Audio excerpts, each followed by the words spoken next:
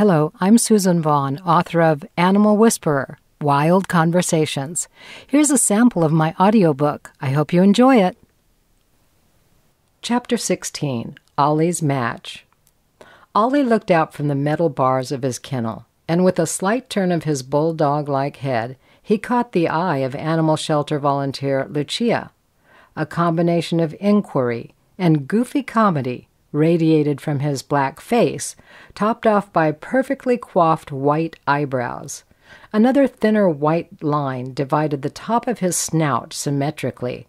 The line spread left and right, where his black nose began, making it look like white eyeliner defining the top of his nose.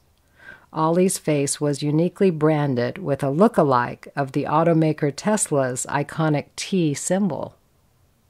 Lucia was there to take another dog out for a walk, but this 9-year-old puppy-like boxer Great Dane mix captured her attention so thoroughly that she took him out instead. He was charming like that, and his silliness always got the girl. Ollie was tall, elevated high on spindly legs, and he said, "It's an excellent height to be, since it's perfect for getting rubbed on and petted." "How are you feeling being in the shelter?" I asked him. "Fantastic," he said. "I've never met a person I didn't like, and right now I'm waiting for my new person." "I'm not at all discouraged," Ollie explained telepathically. "This shelter is a good place, and people care. I'm not happy about the confinement or the anxious animals, but I know it's temporary, at least for me. Meanwhile, I'm a staff favorite." Lucia called me to facilitate a session with Ollie and to find out if they were a good match. Unbeknownst to me, Lucia had made her decision already, but she wanted information on what might challenge her new companion and confirmation of the things she thought she knew already. "How do you like your name?" I asked him, because Lucia reported that he didn't respond to his name.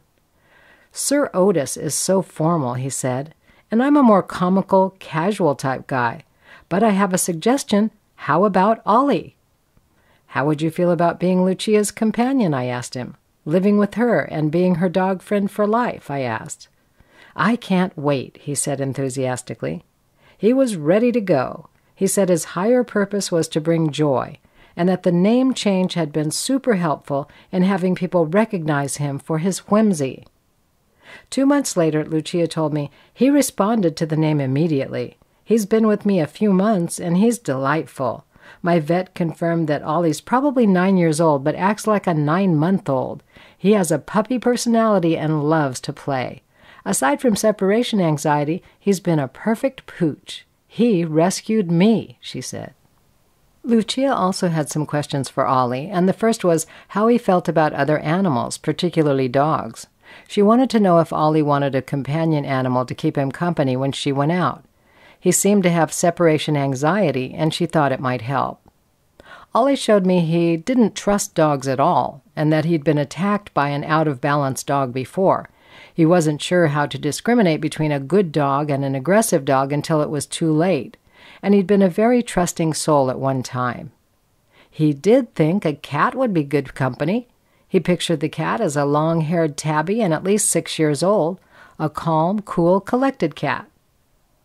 "That's an interesting idea," said Lucia. "I would never have thought of that."